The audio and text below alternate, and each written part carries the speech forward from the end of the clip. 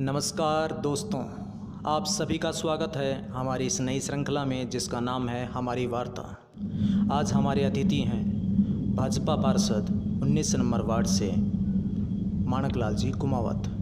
पेशे से यूं तो पान की दुकान चलाते हैं और अपने पूरे परिवार में प्रथम व्यक्ति हैं जो सक्रिय राजनीति में उतरा और विजयश्री भी प्राप्त की। मगर बेहद साधारण परिवार का यह व्यक्ति आज दिन रात अपने वार्ड में लगा रहता है। खाली समय मिलता है तो गोचर भूमि में आकर वृक्षों की सार संभाल भी करता है। मध्यम वर्गीय परिवार से मिलते हैं हमारे प्रथम अतिथि। लॉकडाउन के दौरान आपने जो भोजन की व्यवस्था की, खासकर उसके लिए रुपयों पैसों की व्यवस्था कैसे हुई? ये सरकार से मिला था या अपने निजी स्तर पे की या फिर सहयोग से ये राशि एकत्रित की? ये मैंने और मोहल्ले वासियों ने, वार्ड वासियों ने अपने स्तर पे काम किया भोजन वितरण का। इसमें हमें ना सरकार का सहयोग मिला, ना कोई किसी पार्टी से। हमने अपने स्तर पे ये काम किया, दान दाताओं ने बढ़ चढ़ के सहयोग किया। इस प्रकार हमने ये भोजन व्यवस्था की थी। आपकी पूरी टीम को साधुवाद है इस पुनीत कार्य के लिए। मगर मैं आपसे एक तार्किक बात और सुनना चाहता हूँ कि केंद्र सरकार से लेकर राज्य सरकार और जिला प्रशासन तक लॉकडाउन के दौरान हर संभव सहायता की जा रही है, कर रहे हैं, ऐसा दावा कर रहे थे।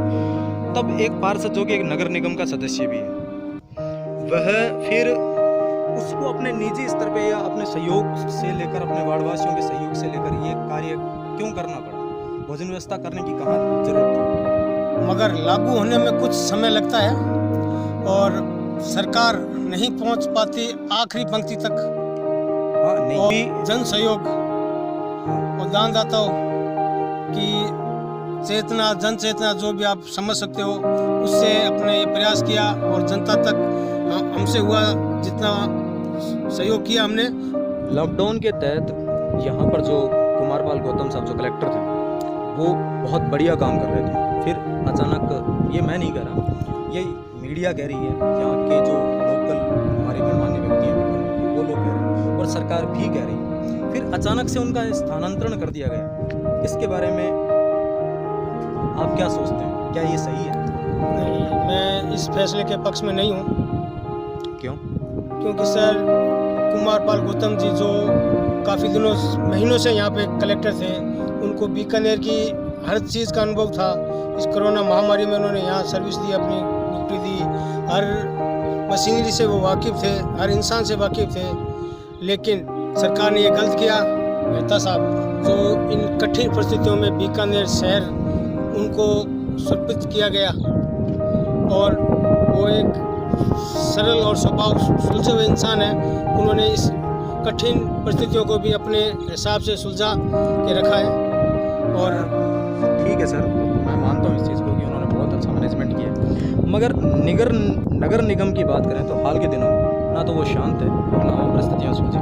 आप इससे इत्तेफाक रखते हैं? जो एक महिला है और विपक्ष उनको परेशान करना चाहता है, लेकिन वो एक पढ़ी लिखी और झुंझारू औरत है, महिला है, झुंझारू महिला जो अपने इस निगम को अपने हिसाब से टैकल कर रही है। लेकिन कुछ परिस्थितियाँ ऐसी है, विपक्ष देखो सरकार हमारी है नहीं ऊपर, वो प्रेशर बना रही है। लेकिन हमें पूरी उम्मीद और विश्वास है कि हमारी महापौर इसको आराम से इसको टैकल कर लेगी। सर सुने कि आप पर भी एक एफआईआर तो है आप? हाँ, नहीं कोई नहीं है सर। तो उसके बारे में थोड़ा सा बताएं सर, वो क्या मतलब क्या मसला है? मसला ये है सर, हमारा विपक्ष है जो शहर का विकास होने नहीं दे रहा है। उनकी सोच है कि इनके महापौर जो बीजेपी का बोर्ड बना है, ये नहीं चाहते कि बीजेपी का बोर्ड यहाँ विकास करे। और ये मुकदमेबाजी तो एक सर हमारे पॉलिटिक्स मान लो आप, जो समझो सर वो है। लेकिन हमारे साथी पार्षद रामदयाल जी पंचारिया, उनके पे भी एफआईआर है। और सुशीला करीब बीकानेर शहर की, उनके पति विक्रम सिंह जी के ऊपर भी एक एफआईआर कर रखी है उन्होंने। उससे क्या फर्क पड़ेगा सर?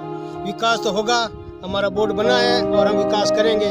ऐसी परिस्थितियाँ चाहे आती रहे, ऐसे लोग आते रहे, हमारे कुछ फर्क नहीं पड़ने वाला। शहर का विकास 100% होगा सर।